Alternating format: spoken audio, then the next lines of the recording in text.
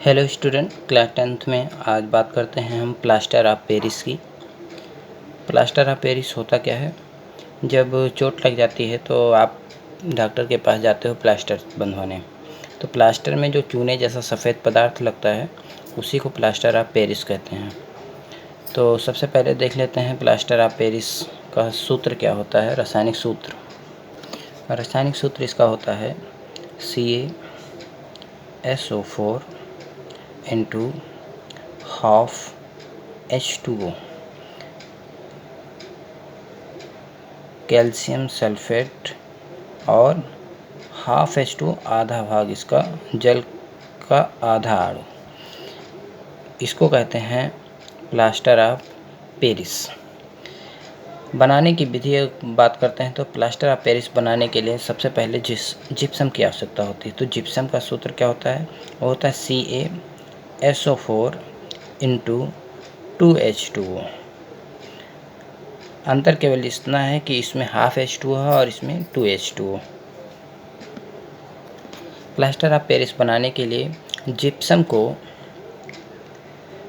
100 से 120 अंश सेल्सियस ताप पर गर्म किया जाता है। गर्म करने पर देख लेते हैं, इसको 2 पार्ट में कर देते हैं जिससे आपको आसानी हो जाए समझने के लिए। तो बनेगा CaSO4 whole twice into H2O। ये हो गया आपका प्लास्टर ऑफ पेरिस, और प्लस 3H2O ये बाहर निकल जाएंगे। इस प्रकार से 100 से 120 अंश पर जिप्सम को गर्म करने पर प्लास्टर ऑफ पेरिस बनता है। इस रिएक्शन को इस प्रकार भी लिख सकते हैं आप, CaSO4 इंटू 2H2O 100 से 120 अंश पे गर्म किया गया, CaSO4 into half H2O plus 1/2 H2O के रूप में। यहाँ पे केवल आसानी के लिए दिखा दिया गया है, इसको दुगना कर दिया गया है जिससे आपको ये 1H2O के रूप में मिल गया है। देख लेते हैं कॉपी में लिखना आपको कैसे है प्लास्टर ऑफ पेरिस में। ये हो गया इसका रसायन अणुसूत्र, ये हो गया आपका जिप्सम, ये हो गया जिप्सम का सूत्र, ये हो गया प्लास्टर ऑफ पेरिस का सूत्र। लिखना ऐसे है कि जिप्सम को 100 से 120 अंश सेल्सियस ताप पर गर्म करने पर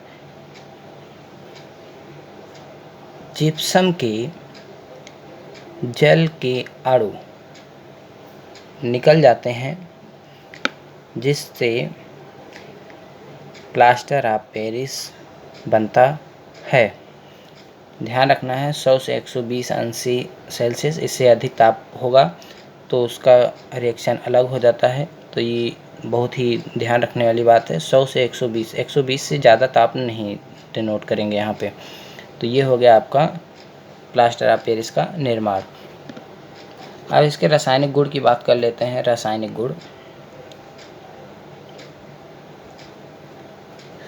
रासायनिक गुण में नंबर 1 ऊष्मा का प्रभाव, द इफेक्ट ऑफ हीट।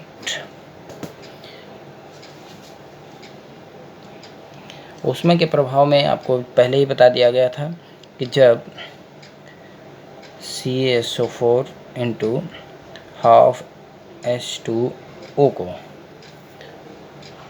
हम 120 से ऊपर के ताप पर 120 अंश सेल्सियस के ऊपर के ताप पर गर्म करते हैं तो इसमें का हाइड्रेट जो भाग है, सेमी हाइड्रेट जो भाग है वो CaSO4 में कन्वर्ट हो जाता है और प्लस हाफ जो H2O है वो बाहर निकल जाता है।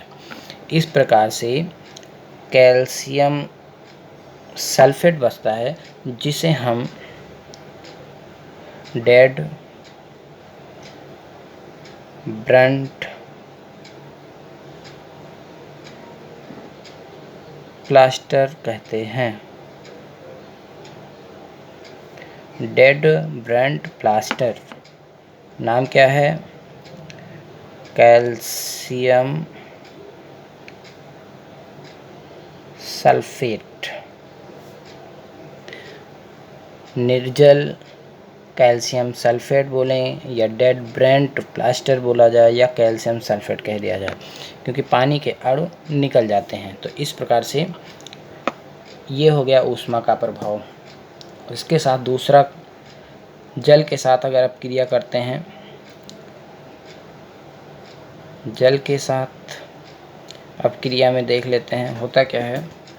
यहाँ पे CaSO4 into half H2,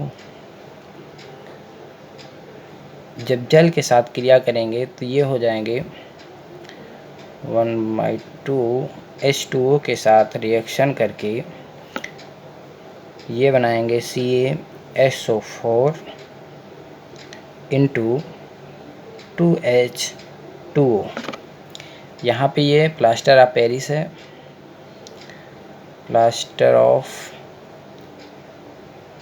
Paris, ये है जल वाटर, और ये कैल्शियम सल्फेट,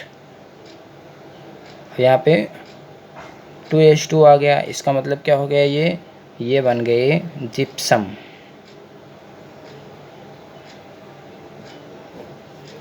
तो इस प्रकार से जल के साथ जब आप क्रिया करते हैं तो ये पुनः से जिप्सम में परिवर्तित हो जाते हैं। और जिप्सम ये जो है ये बहुत ही हार्ड होता है, इसलिए इसका उपयोग पानी के साथ मिलाकर जब लगा दिया जाता है प्लास्टर पे तो ये बहुत ही कड़ा हो जाता है, जिससे हड्डियों पर ऊपरी दबाव नहीं पड़ता है। आगे देख लेते हैं इसके उपयोग क्या हैं। तो सबसे पहले पहला उपयोग आपको बता दिया गया चिकित्सालय में, चिकित्सा के रूप में प्लास्टर चढ़ाने में, तो लिख लेते हैं प्लास्टर चढ़ाने में। दूसरा पॉइंट, मूर्तियों के निर्माण में, मूर्तियों के निर्माण में। तीसरा पॉइंट लिख लेते हैं, दीवारों पर प्लास्टर के रूप में। दीवारों पे प्लास्टर के रूप में जैसे कराया जाता है कि प्लास्टर ऑफ पेरिस कराने से दीवार बहुत ही चिकनी हो जाती हैं और उस पे रंग नहीं छूटते हैं। तो इस प्रकार से ये 3 इसके उपयोग हैं, जिसमें सबसे ज़्यादा उपयोग मूर्तियों के निर्माण और प्लास्टर चढ़ाने में किया जाता है। ये चिकित्सा में हो गया, और ये काफ़ी मूर्तियाँ बनती हैं तो उनके ऊपरी की फिनिशिंग देने के लिए उसमें प्लास्टर ऑफ पेरिस का उपयोग किया जाता है। दीवारों पर कल मैक्सिमम लोग प्लास्टर ऑफ पेरिस का उपयोग करते हैं। तो इस प्रकार से ये इसके उपयोग हो गए। इसको आप समझ लेना, लिख लेना और कॉपी सबमिट कर देना। नेक्स्ट वीडियो में आपको पीएच पर आधारित कुछ न्यूमेरिकल्स बताए जाएंगे और आपको असाइनमेंट दिया जाएगा। एक बार आप पीछे पीएच वैल्यू, हाइड्रोजन आयन सांद्रता पढ़ लीजिएगा और उसमें जो फार्मूला है उसको याद कर लीजिएगा, जिससे कल जब आपको पीएच वैल्यू पर आधारित न्यूमेरिकल बताया जाए तो आपको अच्छे से समझ में आ जाए।